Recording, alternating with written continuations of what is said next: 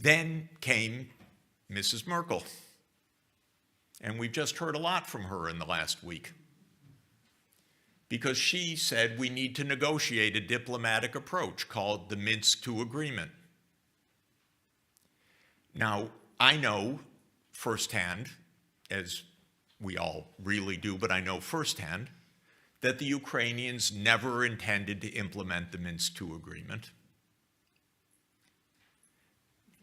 Mrs. Merkel said last week that she didn't either.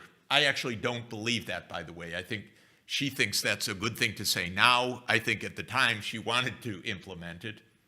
Maybe not. But in any event, the bad faith was astounding because France and Germany were supposed to be the guarantors of the Minsk II process. The Ukrainians said, no way, we're not doing this. We signed it, but we're not doing it. In the meantime, the United States flooded Ukraine with billions of dollars of weaponry, training, NATO interoperability, and that brought us to 2021. So the war started in 2014 in February with the violent overthrow of a government, which we backed. And we started the war. I mean, we started to massively fund Ukraine, which is why they were able to fight this year, just as Merkel said.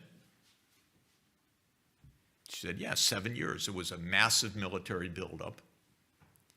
And then in 2021, President Putin said to the new president of the United States, Joe Biden, stop the NATO enlargement. This has gone too far. I called the White House at the end of 2021, begging them, avoid the war, stop this. I was told, oh, don't worry about it, NATO's not going to enlarge Ukraine. I said, great, why don't you say so publicly? Oh, no, we would never say so publicly. I said, well, then you're likely to have a war.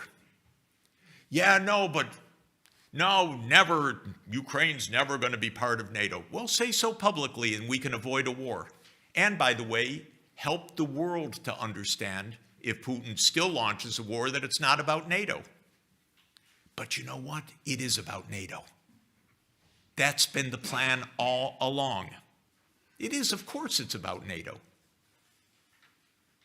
It's about NATO, it's about Crimea, it's about what Brzezinski wrote in 1997, that the control over Ukraine would render Russia without any power, corner Russia, basically in the back of Eurasia.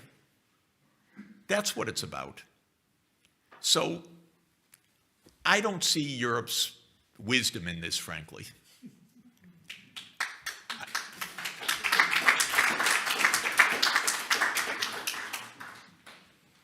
I just see us having walked into a trap. I see Europe as the big loser of this, by the way.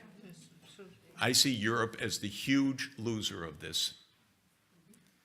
I don't know why, when the U.S. blew up the Nord Stream pipeline, that we're all silent about it. Why are we silent about it? What's your proof? Pardon me? What is your proof? That President Biden said on February 7th of this year that if Russia invades, the pipeline is finished. And the reporter looked incredulously, said, Mr. President, that is Russian, German infrastructure. And President Biden says, don't worry, we have our ways. And the U.S. does have its ways. It controls that territory. It monitors that territory. After the pipeline was blown up, our Secretary of State said, and I'm quoting, this is a tremendous opportunity to wean Europe from Russian energy.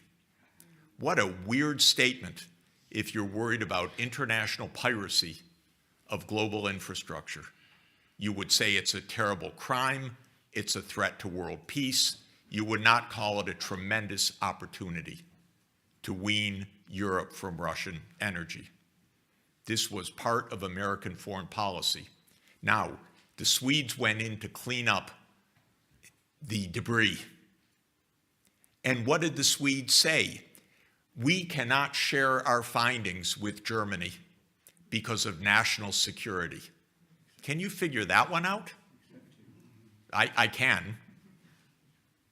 But it's incredible. How could Sweden not share its findings with Germany and Denmark? But their job was to clean up the debris so that nobody else could investigate either. And they've done that. Now, the press, in this most remarkable act of vandalism on a key piece of international infrastructure, has not said a word in 8 weeks. Why? It's unimportant? Not one reporter is curious? When I spoke to a leading reporter of one of our leading papers, a paper that says every day that Russia did it, most likely, and I said to this leading reporter, whom I've known for 40 years, I think the US did it. He said, of course the US did it. I said, well, why doesn't your paper say so? And he said, well, you know, the editors, we don't really have the proof, but yeah, of course, who else would have done it? That's what he said. And then I showed him, but your paper said today that senior US officials point to Russia as the likely agent of this destruction. Yeah, Jeff, you know, it's hard, it's complicated. I said, when I was young, I used to read your newspaper because you went after Nixon in Watergate and because you published the Pentagon Papers and so forth. He said, yes, but that paper is dead. So I think Europe is in a trap. And the question for Europe, in my opinion, truly, is your job to support American hegemonic aspirations, or is it to protect European security? Because these are not the same thing. They're really not the same thing.